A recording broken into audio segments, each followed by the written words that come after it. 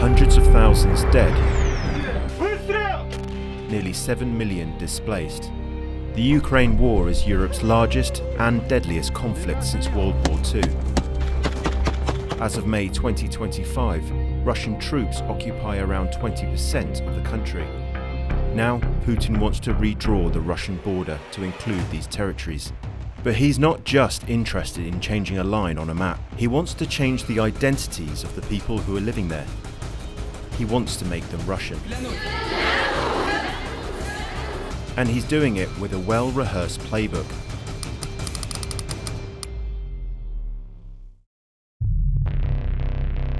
Россия была, Россия есть и Россия будет. Ура! Moscow's first step is a sham referendum. September of 2022, Russia held a referendum on the annexation of Luhansk, Donetsk, Zaporizhia, and Kherson oblasts into the Russian Federation. There was no real sense of it being a free vote by any Western or any kind of international standards of democracy. It was done with fear, lies, and guns. There were instances when our citizens saw in Russians' lists people who had died 20 years ago. State media trumpeted a turnout above 85%. The vast majority of the international community has condemned and found Russia's annexation to be entirely illegal and inconsistent with international law. Інформація надходить певними уривками. Міста закривають, щоб люди не могли виїхати. Люди, які проголосували, але проти приєднання до Росії, їх записують в якийсь окремий блокнот. For Putin, the referendum was a success. Now he could move on to step 2. Putin is obsessed with legality. He wants to basically be able to say, I am following this law, what I am doing is legal. Since summer 2022, Russians started forced passportization in occupied territories. Until now, with the Ukrainian passport, you could just about get by. However, from September, those who do not have Russian passports are going to be treated like foreign nationals. And this means they're basically illegal immigrants, and therefore they could be deported. And so anyone who doesn't have a Russian passport by then, within their laws, which they've arbitrarily created, they could evict them from these territories which they've called home for their whole lives. Efforts to basically passportize occupied Ukraine are supplemented by demographic manipulations. In Kherson, what looked like evacuations were actually forced removals ahead of Russia's retreat from the right bank of the city. And in Mariupol, subsidized mortgages were used to attract Russian settlers into bomb-flattened and then partially rebuilt neighborhoods. Mariupol remains to this day the only major city that Russia has succeeded in occupying in its full-scale invasion. There are people who live in Mariupol who never left. Владимир Владимирович Путин. Мы жители города Мариуполь. They've lived in the rubbles of their own homes. They were told by an official sent by Putin that they were all going to get new houses. На последней встрече с нашим мэром города Олег Валерьевич сообщил, что компенсационное жилье строиться не будет. There's a long tradition of this in Russia. If you want something done, appeal to the Tsar. Владимир Владимирович Путин. Сегодня большой христианский праздник. Крещение Господне. I know this isn't you, Vladimir Vladimirovich. It can't possibly be you who's making our lives so difficult. Мы поздравляем вас и всю Россию с этим праздником и взываем к справедливости в этот день. The move is part of a broader strategy to depopulate occupied Ukrainian lands and repopulate them with Russians.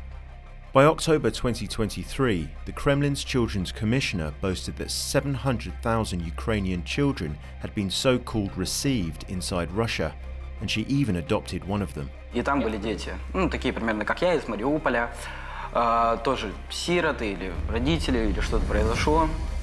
И нас вывезли в Россию, решили вывезти в Москву, Московской области, мы были в Одинцово. В момент приезжает Masha. There's a very clear and concerted effort to deport Ukrainian children and adopt them into Russian families and basically erase their Ukrainian identities. But it's the children who remain in the occupied territories who are in the focus of Putin's fourth and most shocking step in his playbook. It allows the Russians to basically set multi-generational conditions for the occupation of Ukraine. Erase the language, rewrite the history, and the next generation will forget it was ever Ukrainian. Russians said that you have choice, you can learn your native language, Ukrainian. But in schools, before the educational year started, teachers called parents and said, if you will make this choice, you will have some problems, because it shows that you are not loyal to Russia. At the same time, Russia is rapidly expanding military-patriotic youth programs designed to drill children in military skills wrapped in imperial rhetoric. So there are two youth or child-focused organizations that I think are the most indicative of the process here. They are Yunarmia, which is the Young Russian Cadets Movement, and then Movement of the First, or in Russian. Движение первых. After the school, children get different tasks. And you have to clean the park, you have to make a photo, but you have to make this photo with Russian flag.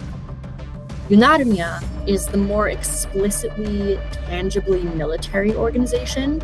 So Yunarmia hosts competitions and military training events for children as young as, kindergarten, school-age children.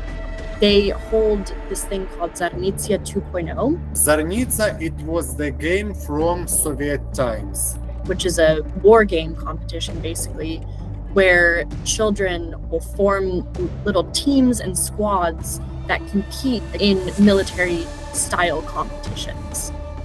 The best children are moving on the Azov coast, and Russians give them different military roles. Russians are preparing our children to the war. But the story isn't over. Many Ukrainians continue to resist, quietly or openly. Resistance takes different forms in the occupied territories. Broadly falls into two categories: violent and non-violent resistance groups. Violent resistance groups have basically a track record of sabotage or assassinations. And then the other category is a little bit more quiet, more innocuous, and that's non-violent resistance.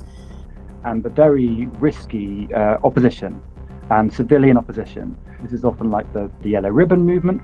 Resistance is still there, but Russians are checking phones, they are checking homes, and people are afraid. They're basically erasing Ukrainianness because they don't believe that it exists. And that's what they'll continue to do. And it's going to become a challenge for the international community. You've got 3.5 million people who say that they want to be part of Russia. It's all a lie. About 2 to 3% of them in some areas want to be part of Russia. But what can you do as an international community? It's intentional. Every day that these territories remain under Russian occupation, it gets a little harder to integrate people from an infrastructure perspective, and then also just from a mind and soul and heart perspective. The indoctrination and the propaganda is very, very intense. So it's not really about whose side you should be on in terms of Russia or Ukraine, in terms of ethnicities or histories. It's about what is the just way to govern. And Russia has shown in these occupied territories that by quite a lot of Western metrics or international norms, they have not governed justly, and they have seized this territory unlawfully. And that's really what matters. It doesn't matter about what language people will speak at home.